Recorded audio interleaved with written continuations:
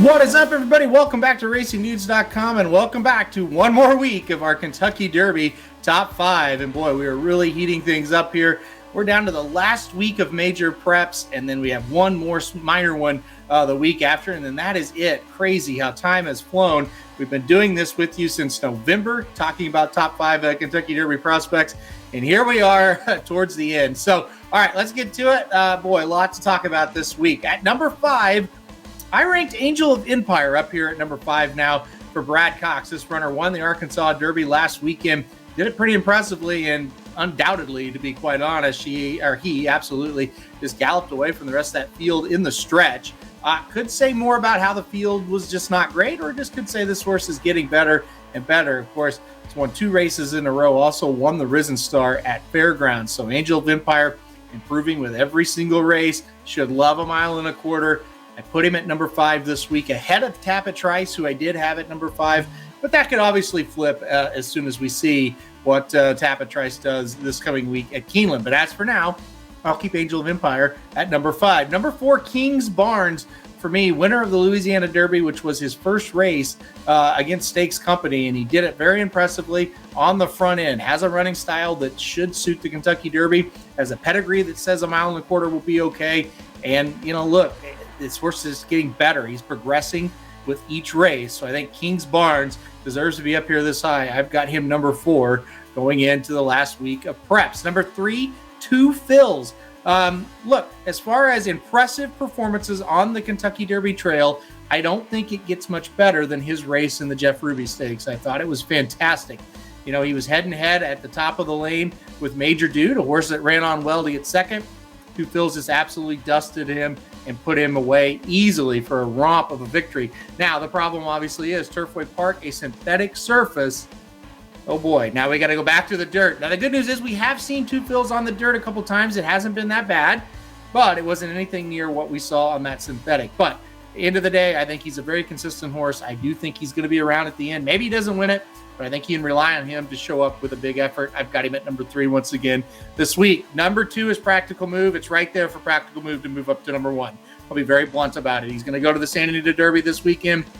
If he can repeat what he did in the San Felipe, he will be number 1 on this list next week. I think our number 1 horse has left the door open for somebody to jump up and take that number 1 spot, but somebody's got to do it.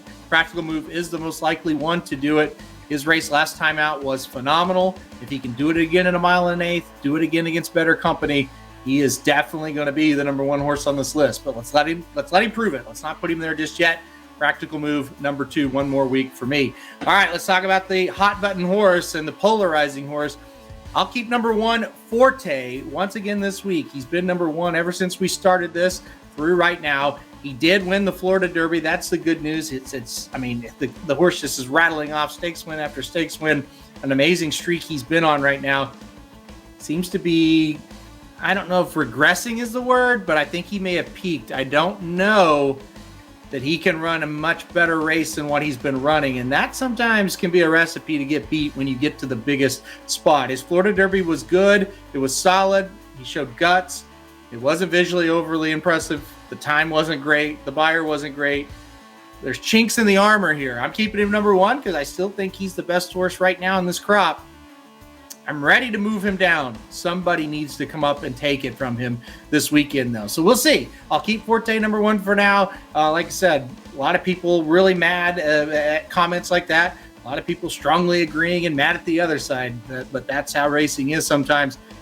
I'm going to play the middle here. I didn't think it was the best effort I've ever seen. I still think he's still a little bit better than what I've seen so far in the last round of preps. But we got 3 big ones coming up, and somebody can jump up and take that number 1 spot. We'll see what happens. All right, to review, number 5, Angel of Empire. Number 4, Kingsbarns. Number 3, Two Fills. Number 2, Practical Move. And number 1, Forte. All right, that's the top 5 for this week. Big changes coming, 3 major prep races. We'll see what happens this week. I'll be right back here next week to update you with another top 5. All right, guys, thanks everybody for watching. Hit the like button if you like. Hit subscribe if you really like this and want to get alerted anytime we do videos like this. And most importantly, we'll see you right back here next week. RacingNews.com is your home for the best free picks for every race, every track across the country. We're ramping up for the 2023 Kentucky Derby, and we want you to join us in the fun. Subscribe to Racing Dude's YouTube channel and click the notification bell so you never miss a single video. Want to make money betting horses? Bet with the Racing Dudes.